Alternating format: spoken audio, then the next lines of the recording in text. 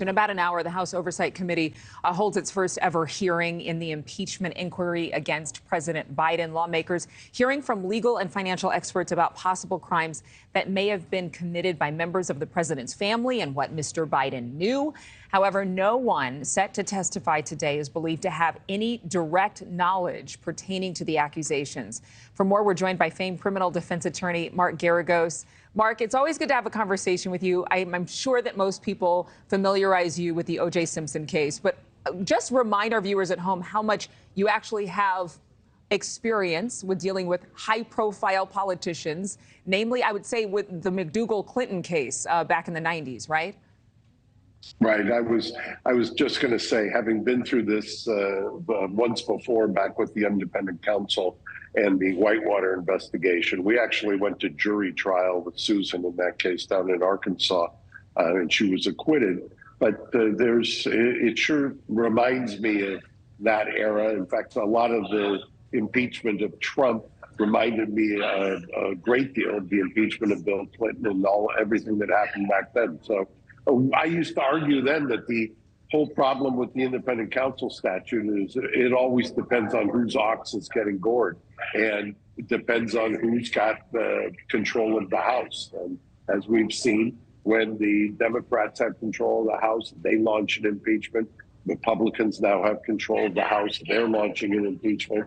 I think that the American public probably doesn't put much stock, or at least the middle doesn't put much stock into this, unfortunately or fortunately, depending on your viewpoint. Yeah, I'm glad you brought it up, because every time I hear the word impeachment now, I think, well, big deal. At one point in my childhood, I thought it was a huge deal. I remember the Clinton impeachment hearings. Of course, Nixon, famously, of course, those hearings. But I'm just wondering, it's not that impeachment has changed, but has it been, I don't know, used more broadly in this era than ever before? Well, you know, a lot of people predicted this when not just during the first Trump impeachment, but the second impeachment.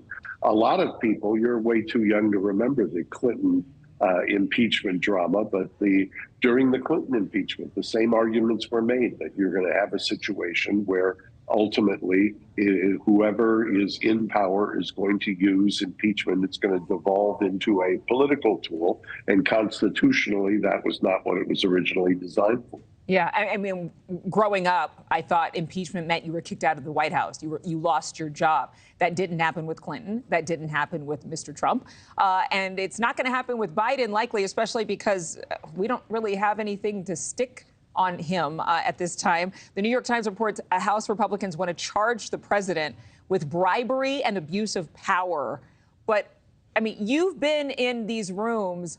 How much evidence and how strong would that evidence have to be for them to even bring this charge against him? Well, I will tell you, if you take a look, if you read carefully what the charges say, basically, on their best day, unless they've got something that they haven't unveiled yet, which I find hard to believe, what they're going to say is that family members, those in his orbit, were the ones who used or were trading on what they're calling the Biden brand.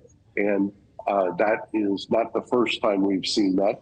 I think back to Jimmy Carter and Billy Carter and things like that. And you see that before, and you'll see it again. You can't control, as the president, what is going on around you, and you try to keep up a political wall to shield you. And I understand what's happening. I think it was predictable what's happening, but at the same time, I don't think that this is going to go very far. Is nepotism a crime? No, and